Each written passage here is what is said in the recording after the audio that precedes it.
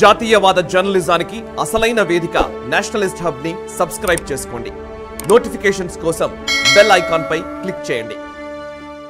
మామిడి గిరిధర్ గారు అనేక సార్లు కశ్మీర్ లో పర్యటించారు. అనేక సార్లు వారి వారు అణువున నిజాన్ని చెప్పాలంటే కశ్మీర్ లో ఉన్న ప్రతి గ్రామం ప్రతి ప్లేస్ కి ఆయన వెళ్ళడం జరిగింది. అండ్ వారు వెళ్ళడమే కాదు, ఆయన ఇన్స్పిరేషన్ తోటి, ఆయన ఇచ్చినటువంటి ప్రోత్సాహం తోటి, లేకపోతే వారి మార్గదర్శకత్వం తోటి నేను కూడా కశ్మీర్ ని ప్రేమించడం మొదలు పెట్టాను. కశ్మీర్ కి వెళ్ళడం, అక్కడున్న విషయాల్ని తెలుసుకోవడం, అనేక ప్రాంతాల్లో మేము పర్యటించడము, టెర్రర్ అఫెక్టెడ్ ఏరియాస్ లో కూడా తిరగడము, అక్కడ రుద్రాభిషేకాలు చేయడం చేశాం. అయితే ఈసారి నేను మిస్ అయ్యాను, కానీ గిరిధర్ గారు ఒక అద్భుతాన్ని చేశారు. దాని గురించి ఖచ్చితంగా మీరు తెలుసుకోవాలని నేను ఫస్ట్ గ్లోబల్ ఉన్నప్పుడు దాని గురించి చెప్తున్నాను.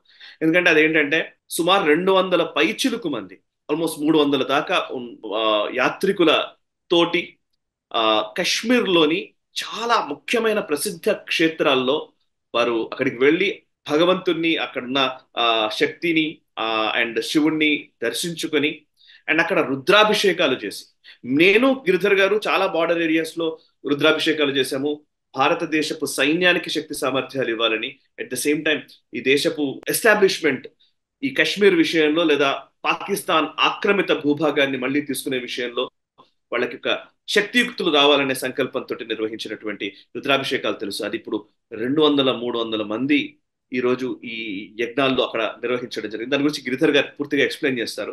అది ఒక గొప్ప సన్నివేశం. కశ్మీర్లో ఇప్పటిదాకా వేద పఠనం జరగలేదే అనుకుని బాధపడ్డ రోజుల నుంచి ఈ రోజు అక్కడ వేద ఘోష అంతలా వినిపిస్తూ ఉన్న సందర్భం కనిపించినప్పుడు నిజంగా కళ్ళు చెమర్చక తప్పదు. అట్లాంటి భావోద్వేగం ఉంటుంది. నేను దాన్ని అనివార్య కారణాల వల్ల నేను మిస్ అయ్యాను. నేను నిజంగా అక్కడికి వెళ్ళలేకపోయానని చాలా బాధపడుతున్నాను. బట్ కశ్మీర్కి వెళ్ళడం, గిరిధర్ గారు వెళ్ళొచ్చారు. వారి అనుభూతుల్ని, అనుభవాల్ని వారు పంచుకుంటే బాగుంటుంది. అండ్ అభినవ్ గుప్తుడి గుహకి కూడా వారు వెళ్ళడం జరిగింది. ఒకసారి గిరిధర్ జీ ప్లీజ్ మీరు ఏమేం చేశారో చెప్తే వినాలని ఫస్ట్ నాకుంది, ప్రేక్షకులతో పాటు. అంటే చాలా కాలంగా మనం అనుకుంటున్న దిశలోనే చాలా మందిని మనం సనాతనులను అక్కడికి తీసుకువెళ్ళాలి. మనం కోల్పోయినటువంటి క్షేత్రాలని మళ్ళీ దాన్ని పునర్జీవించి దానికి ప్రాణశక్తినిచ్చి అక్కడ మళ్ళీ ప్రజలు వచ్చేలాగు, మళ్ళీ హిందువులు వెళ్ళి అక్కడ ప్రార్థనలు చేసుకునేలాగు మనం దాన్ని ఒక దిశ ఇవ్వాలి అన్నటువంటి ఆకాంక్ష. అక్కడ చాలా ప్రాణశక్తి నిక్షిప్తమై ఉంది. కాశ్మీరీ హిందువులు, పండితులు అక్కడి నుంచి పలాయనం చెందిన తర్వాత కూడా అక్కడ పరమేశ్వరుడేం అక్కడి నుంచి మాయమవ్వలేదు, అమ్మవారేం మాయమవ్వలేదు. అక్కడ ఉన్నటువంటి శక్తిని మనం ప్రార్థించి మళ్ళీ అక్కడ ఒక విధమైనటువంటి సనాతన ధర్మ పునర్స్థాపనకు, అఖండ భారత ప్రాప్తికి, అలాగే మన శత్రు నాశనానికి కూడాను మనం సంకల్పం చెప్పి అక్కడ పెద్ద ఎత్తున మనం చేయాలి అని గతం నుంచి మనం అనుకుంటున్నాం. మన ఇద్దరం వెళ్ళాము. గతంలో నేను ఒక్కడనే వెళ్ళాము, తర్వాత నువ్వు వచ్చేవాడివి. మన ఇద్దరం వెళ్ళి మనకు తోచినంత ఏదో ఉడతా భక్తి మనం పూజలు చేసి వచ్చేవాళ్ళం. ఈసారి 300 మంది, దాంట్లో రమారమి ఒక 50-60 మంది వేద పండితులు రావడము, ఉద్దండ పండితులు, వాళ్ళందరూ బాగా టీటీడీలో పనిచేస్తున్నటువంటి వ్యక్తులు, అటువంటి వాళ్ళందరూ వచ్చారు. అక్కడ 3 ప్రాంతాల్లో, సెంట్రల్ కాశ్మీర్, శ్రీనగర్లో దుర్గానాగ్ మందిర్. శ్రీనగర్ వెళ్ళిన వాళ్ళు మనకు పైన శంకరాచార్య గుడికి వెళ్తారు, కానీ దుర్గానాగ్ ఎక్కడుందో వాళ్ళకి తెలియని కూడా తెలియదు. ఈవెన్ కృష్ణా డాబాకు వచ్చిన వాళ్ళు కూడా దాని వెనకాల ఉన్న దుర్గానాగ్ కూడా తెలియదు. అటువంటి దుర్గానాగ్ మందిర్లో హోమం చేయడం జరిగింది. తర్వాత ఉత్తర కాశ్మీర్లో ఖీర్ భవానీ మాతా మందిర్లో చేశాము. తర్వాత మూడవది షోపియాన్ అంటే గడగడలాడిపోతారు ఎవరు కూడా. కాశ్మీరీ హిందువులు ఎవరు అక్కడికి వెళ్ళరు. ప్రతి వారం అక్కడ ఏదో ఎన్కౌంటర్ జరుగుతుంటుంది. అటువంటి ప్రాంతాల్లో 300 మందిని తీసుకెళ్ళడం అంటే చిన్న విషయం కాదు. అక్కడ వాళ్ళందరూ వచ్చారు. అద్భుతమైనటువంటి వాతావరణం. నువ్వు కూడా చూసావు కపాలమోచన్ మందిర్ ఎలా ఉందో. అక్కడ అందరు కలిసి హోమం చేయడము, సామూహికంగా పరమేశ్వరుణ్ణి రుద్రాభిషేకం చేయడము, ఏకాదశి రుద్రాభిషేకం, ఇవన్నీ జరిగాయి అక్కడ. అంతేకాదు మనకు సంఘం ఏదైతే ఉందో, నారాయణ్ బాగ్ అంటారు, వాళ్ళు షాదీపురా అని పిలుస్తారు. సింధ్ నదిను, తర్వాత సింధ్ నది, తర్వాత వితస్తా నది, రెండింటి యొక్క సంగమం నీల్మత్ పురాణంలో వర్ణించబడ్డటువంటి క్షేత్రం అది. అక్కడ వెళ్ళి పితృతర్పణాలు అందరు ఇచ్చారు. అలాగే మనకు టీ12 నువ్వు నేను కూడా వెళ్ళాం మనము. ఇప్పుడు భవ్యమైన మందిరం వచ్చింది అక్కడ.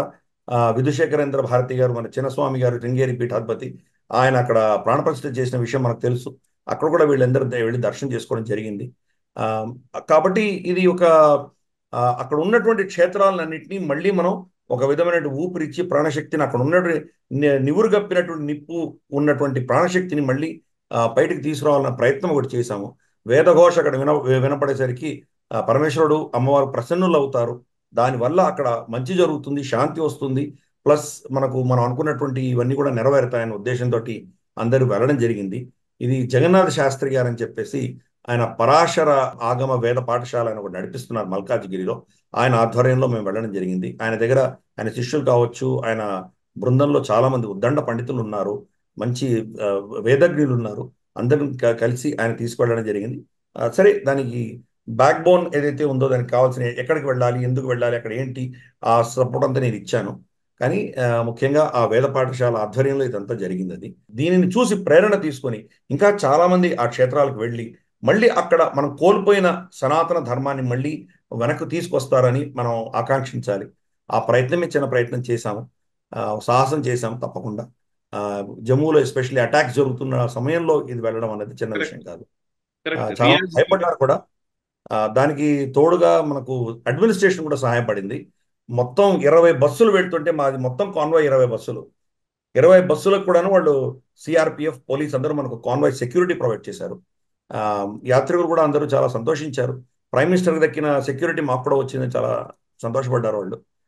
సో కానీ పరమేశ్వరుడి కరుణ ఉన్నప్పుడు మనకు ఏమీ అవ్వదు అన్నది ధైర్యంతో వెళ్ళారు.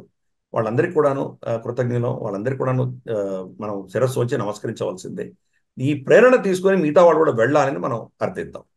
ఖచ్చితంగా సార్, ఖచ్చితంగా. ఆ, నిజానికి నాకు గుర్తుంది ఇప్పటికీ కూడా, షోపియాన్ లో కపాలమోచన్ టెంపుల్లో అక్కడ మనం మీరు మన రుద్రాభిషేకం చేస్తున్న రోజు నాకు కళ్ళ ముందట ఉంది. ఆ రోజు అసలు కార్ నుంచి దిగొద్దు అని చెప్పిన గైడ్లు మనకు తెలుసు. ఆ రోజు డ్రైవర్ దగ్గర నుంచి వాళ్ళు ఎవరు కూడా కార్ నుంచి దిగొద్దు అని చెప్పిన రోజులు తెలుసు. యాక్చువల్లీ అంతమందిని తీసుకెళ్లడము, అదే టైంలో రియాజీ అటాక్ జరిగింది, బస్ అటాక్. అయినప్పటికీ అంటే నేను ప్రేక్షకులు చాలా మందికి కూడా కశ్మీర్ అనగానే ఒక భయాందోళన ఉంటది. కించిత్ భయాందోళన కూడా మీ ముఖంలో ఎప్పుడు కనిపించలేదు నాకు. సో ఎక్కడికి వెళ్ళినా కూడా, సో ప్లీజ్ ప్రేక్షకులారా, ప్లీజ్ ఫస్ట్ కశ్మీర్ మనది అని అనుకుంటే సరిపోదు.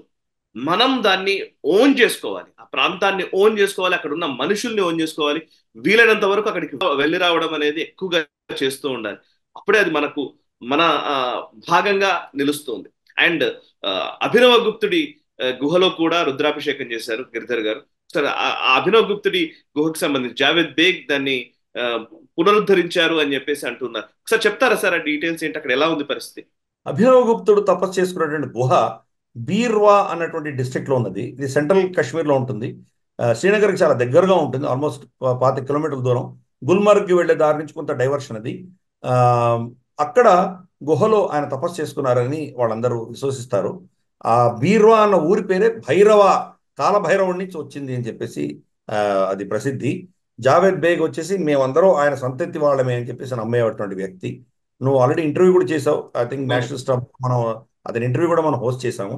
అవును. అతను అక్కడికి వెళ్ళడానికి అడ్మినిస్ట్రేషన్ ని సహాయం తీసుకుని మెట్లు అవన్నీ తయారు చేసి పెట్టాడు. అతను చాలా కృషి చేశాడు దాంట్లో. కానీ అక్కడ ఈ ఇస్లామిక్ మూకలు, అక్కడంతా ఇస్లామిక్ పెయింటింగ్, గ్రీన్ పెయింట్ వేసి అక్కడంతా వాళ్ళ ఇస్లామిక్ రైటింగ్స్ రాసి గుహలో కూడా పెట్టి, గుహ బయట పెట్టి అది మాది అని క్లెయిమ్ చేసేటువంటి ప్రయత్నం చేస్తున్నారు. గతంలో శ్రీ శ్రీ రవిశంకర్ గారు అక్కడ వెళ్ళాలి అంటే కనుక అడ్మినిస్ట్రేషన్ పర్మిషన్ ఇవ్వలేదు ఆయనకు. జమ్మూలోనే ఏదో ప్రోగ్రామ్ చేసి వెళ్ళిపోయారు ఆయన. అభినవ్ గుప్తుడి కేవ్కి వెళ్ళాలి అని ఆయన ప్రయత్నం చేశారు, అది కుదరలేదు. ఆ, బహుశా ఆయన చాలా ఫేమస్ కాబట్టి ఆ ఇబ్బందులు ఉంటాయనే ఉద్దేశంతో అడ్మినిస్ట్రేషన్ అవాయిడ్ చేసి ఉండొచ్చు. నేనెవరో అనామకుడిని కాబట్టి నన్ను ఎవరు ఆపలేదు. అది ప్లస్ జావేద్ బేగ్ నాతో రావడంతో అక్కడికి వెళ్ళి ఆ గుహలో వెళ్ళి రుద్రాభిషేకం చేసే భాగ్యం నాకు కలిగింది. జావేద్ బేగ్ స్వయాన ఆయన చెప్తున్నానంటే గత 2 సంవత్సరాలుగా కొంతమంది కాశ్మీరీ పండితులు హిందువులో వెళ్ళి ఏదో చిన్న పూజ, ఏదో పాటనో ఏదో ధ్యానం లాంటివి ఏవో చేసుకొని వచ్చారు. కానీ ఇంత పెద్ద ఎత్తున రుద్రాభిషేకం ఎవరు చేయలేదు. ఆయన దృష్టిలో కనీసం అంటే ఒక కొన్ని 4-5 వందల సంవత్సరాల్లో అక్కడ ఎవరు అభిషేకాలు ఇంత పెద్ద పూజ చేయలేదు. ఈ సాహసం మీరు చేశారని అతను కూడా అభినందించడం జరిగింది. అది వ్యక్తిగతంగా మనకు సక్సెస్ అని నేను అనుకోను. నేను హిందువులు అక్కడ అడుగు పెట్టారు, హిందువులు అక్కడ అభినవ గుప్తుడి యొక్క చరిత్రని, ఇతిహాసాన్ని, ఆయన యొక్క ప్రాణశక్తిని మళ్ళీ మనం ఆకలింపు చేసుకొని దాన్ని మళ్ళీ రీక్లెయిమ్ చేసేటువంటి ప్రయత్నంలో నేను ఒక అడుగు వేశాను. ఆ, బహుశా ఇంకా రాబోయే రోజుల్లో మన సనాతనులందరూ అక్కడ ఎక్కువ సంఖ్యలో వెళ్ళి క్రమేపీ అది హైందవులది అన్నటువంటి ఒక సిచ్యువేషన్ తీసుకురావాలి అక్కడికి. అక్కడికి వెళ్ళినా కానీ కూడా అక్కడ లోకల్స్ మమ్మల్ని బెదిరించారు. అక్కడ ఎలుగుబంట్లు ఉంటాయి, చిరుతపుల్లు ఉంటాయి, వెళ్ళకండి అన్నారు. పెద్ద ఎక్కువ లేదు, అది ఒక 60-70 మెట్లు మాత్రమే ఎక్కాలి. కనిపిస్తుంటుంది ఎదురుగా. ఈజీగా ఎక్కి వెళ్ళొచ్చు, పెద్ద కష్టమైన విషయం ఏం కాదు. కానీ వాళ్ళు మా హిందువులు రాకూడదన్న ప్రయత్నం వాళ్ళ లెవెల్లో చేస్తున్నారు. జావేద్ బేగ్ అక్కడ ఒక పొలిటీషియన్, ఆయనకి హ్యూమన్ రైట్స్ యాక్టివిస్ట్ కాబట్టి అతనికి గన్మెన్, అతనికి ఉన్న సెక్యూరిటీ ఉంటుంది కాబట్టి అతన్ని అపోజ్ చేయలేకపోయారు వాళ్ళు.